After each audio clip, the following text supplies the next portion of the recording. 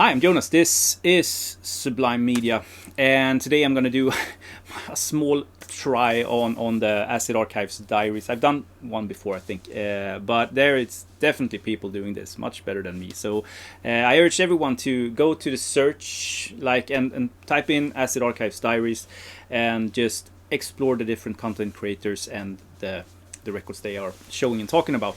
This is a thread started by Dom, Seaking the thread. And what it is that YouTube content creators show records from their collection that is featured in the very popular book, The Acid Archives.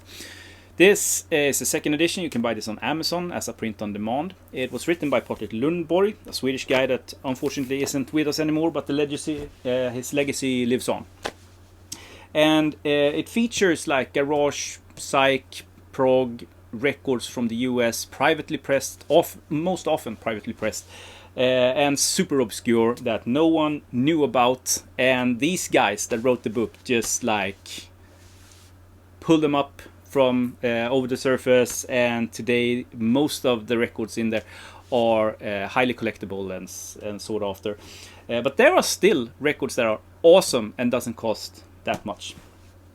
Anyway, so that's the book. Get it. It will elevate your collecting. I guarantee it. So the record I'm going to talk about today is this one. This is Dreamin Wild with Donnie and Joe Emerson from 1979. And I'm surprised that no one has done a Acid Archives Diaries about this record, because I think that this is one of the most popular and commercially viable records in the entire book. So yeah, but more about that later on. This, to me, is a fantastic record from start to finish. This is the reason why I collect records, to find these original pressings, this music that no one knows about, and just with packaging, record, everything just magic. This is pure magic when it comes to collecting records and listening to music. So Donnie and Joe Emerson, teens, really, made this in 1979. But we'll back up the tape a little bit, because I think in like 1977, something like that, their dad bought a new tractor, and that tractor had an FM radio, so they got exposed to a lot of popular music. They hadn't really been into music before that, especially Donnie, and they wanted to play music. So their dad, loving his sons, on this farm, 1,600 acres, I think, built them a recording studio of all stuff, like a recording studio and instruments. And Donnie immediately started to play music and writing his own songs. And you have to remember, he is in 1979 17 years old. And it took them 18 months to record a record, so maybe 16, 17 years old, something like that. And the maturity of the songs and this guy is just unheard of. Almost like, Paul McCartney when he wrote Yesterday or something like that. Like, you can't understand how this youthful guy can put these feelings into words. It's just insane. But also, like, without really having the history of much music, like popular music. So he is in a unique way going into this like as a blank canvas. I'm just talking here.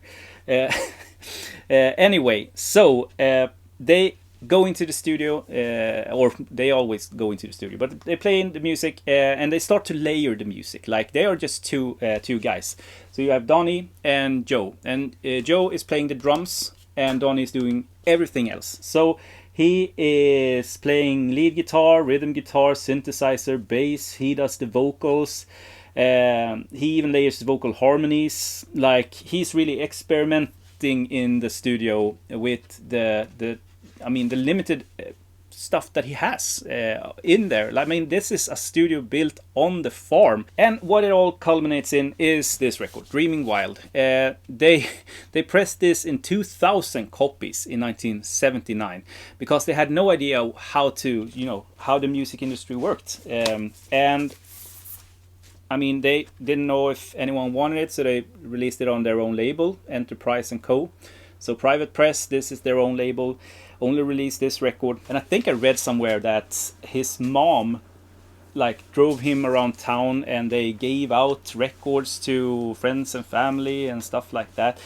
Needless to say, I mean, without a record deal, a record company, and just being teens living on a farm in Washington in the US, they didn't sell any records, like nil. And they pressed 2,000 records, but I read on Discogs of all places that 1,000 of them got destroyed.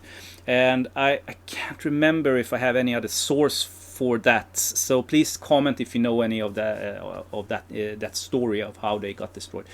But anyway, so Joe actually stayed on the farm. He built a house, many years later on when he grew up. And he stayed on the farm, worked on the farm. Donnie actually moved into town, started his professional career in a studio. I think that he released like 1 or maybe even 2 records in the 80s that was professionally like produced and put out. Other than that, he had a studio and recorded other artists, and he still does today, I think at least. Unfortunately, the sad part of this story is that the farm, his dad, actually went almost like bankrupt and lost. I mean, they put a lot of money into this project, not only with the studio, and they also built a venue, I think, on the farm for live events, but they never sort of used it, I think. And also the pressing this and not selling anything. I read somewhere that it resulted in the 1,600 acres they had to sell off the farm, and it resulted in just 60 acres later on. So a sad story, and it could end there, but it didn't. So in 2012, I think it was, Joe and his father actually on the farm actually got a call from Light in the Attic, and they had got a hold of the record via a huge collector. I can't remember his name now, that found it in a thrift store or something like that. And they listened to it, and they knew this is magic, and they wanted to put it out. So they contacted Joe and Donnie and asked if they could reissue it. And by then, they still had boxes and boxes of the original press in their basement. So there was no shortage of original pressings. But in 2012, Light in the Attic raised it up from the dead and put it out as a reissue. And it got super popular, especially the song Baby. Got, radio play. It's in several different commercials and movies and stuff like that.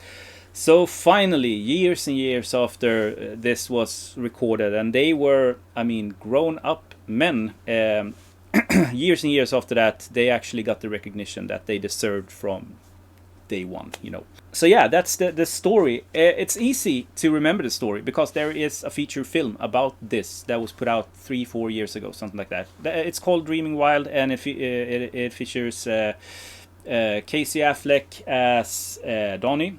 And I can't remember who's playing Goggins something. Walter Goggins, maybe, as Joe. And Zoe Deschanel from New Girl playing Donnie's girlfriend or wife. Great movie.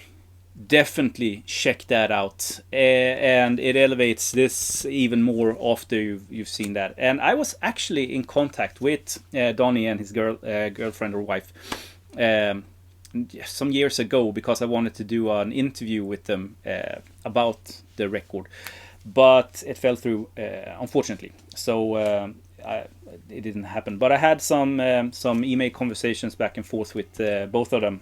Great guys. So yeah, a wild story, a story about like hope and never to give up. I don't know, like shit. And the title also, Dreamin Wild, it's pretty insane. So yeah, I was super happy to finally get a copy of this. Got it for a great price. It was still sealed when the other guy had it, and I'm glad that he gave it up, because they are not super common nowadays. It's very lo-fi. It's not an audiophile pressing at all, and understandably, because they just, you know, trickled in the studio, recorded this, and then they pressed it themselves. So obviously it's not going to be a good quality of sound. But that also, in my opinion at least, adds to the charm of the entire sort of product or record and music.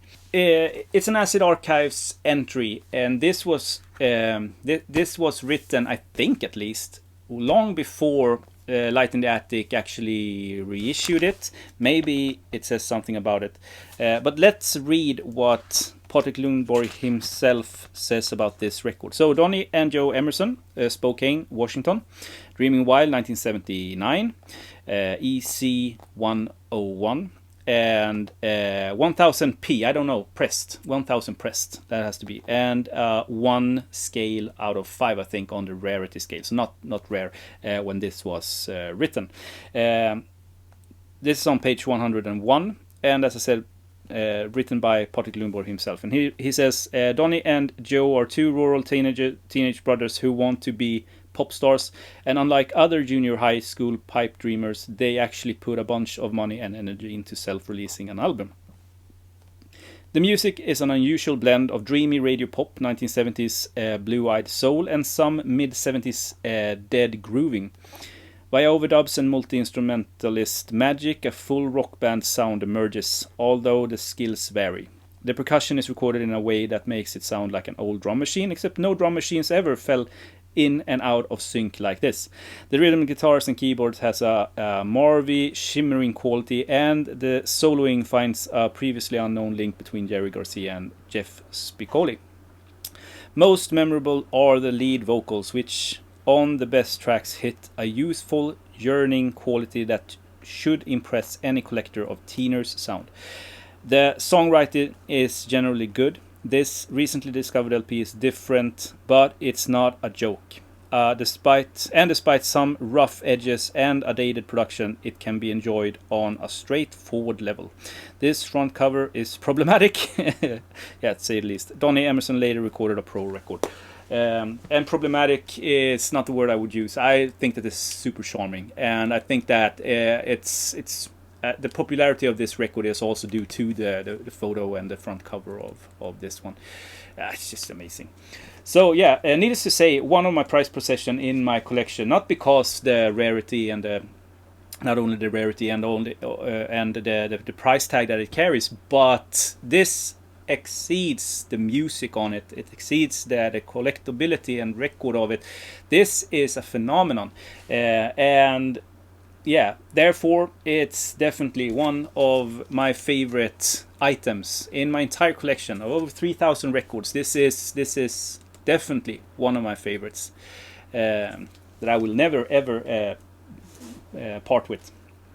So yeah, that's it. As I said, check out the other diaries and entries. Just put Acid Archives Diaries in the search bar and you will get a lot of hits where people talk about records like this. So yeah, thank you so much for watching, and have a great day.